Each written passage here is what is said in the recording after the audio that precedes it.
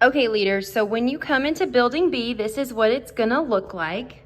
And I don't have my signs hung up right now, but we'll have signs that say first grade, second grade, and stuff all over the doors so parents know where to go.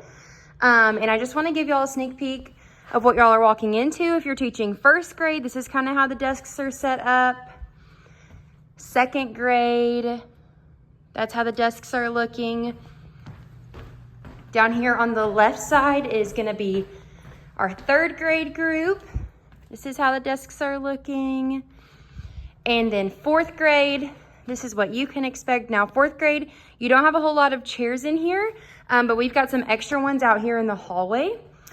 And then fifth and sixth grade, you're gonna be right here in this back room. And I use fifth and sixth grade, they're the lucky winners, to be the example of kind of how you can set up the centers that come on your cart. So the first thing I wanna point out is that I provided some magnets for you guys to be able to hang your teaching poster up on the board. So this is kind of what it can look like. With the verse, we always use the the CSB version, because that is the version of the Bible that we use at church. So it's consistent. I just hung up the past lessons teaching pictures, and then what I did, these were how the tables were when I came in, but I went ahead and set up the different centers that I provided for this group. So I love making things look like they're already ready to play with, like it's very inviting. And so for this group, we've got like checkers and Jenga and some Legos and whatnot. And then we've just got kind of art station.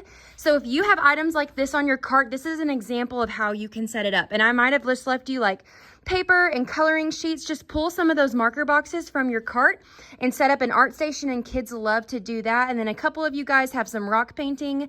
You can choose to make it an activity with your class, or it can just be a fun center to do at the beginning of class with their choice.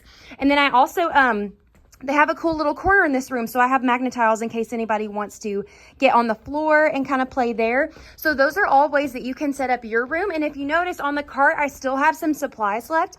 Those are items for the lesson. So you're gonna find your centers kind of for that free play time at the beginning of the lesson, and then as well as your supplies that you need for your lesson. And then on the top, you're gonna notice a few things. I'm sorry it's a mess, but that's just kind of how we have to roll right now. So everybody has tissues, baby wipes. You get 4 boxes of markers. I already have 2 out, but then you have a box of teaching supplies.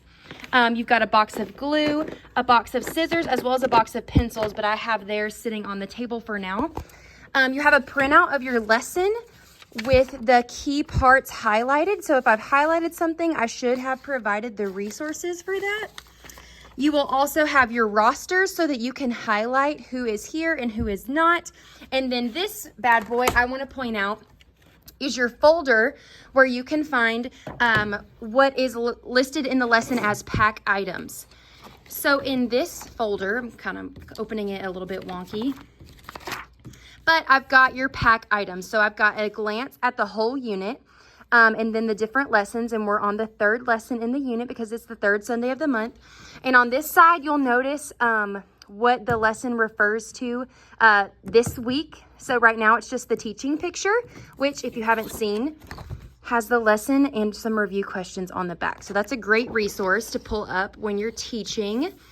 And then in the back half, I also keep printouts of all the future lessons in here. And in the back of the folder, I have future resources that you're going to need. So since this lesson is the last one in the month, I've got a different activity that goes with this Bible story in there. So you can always look ahead, and just in case you're having trouble seeing it online, you can know what to expect. So if you have any questions, please let me know, but this is what you can expect on Sunday morning. You're also going to have your ice cream supplies. A greeter will be over to drop your ice cream off to you, but you have spoons, sprinkles, chocolate syrup, an ice cream scoop, and that reminds me I need to go grab our bowls. But that's what you can expect Sunday morning.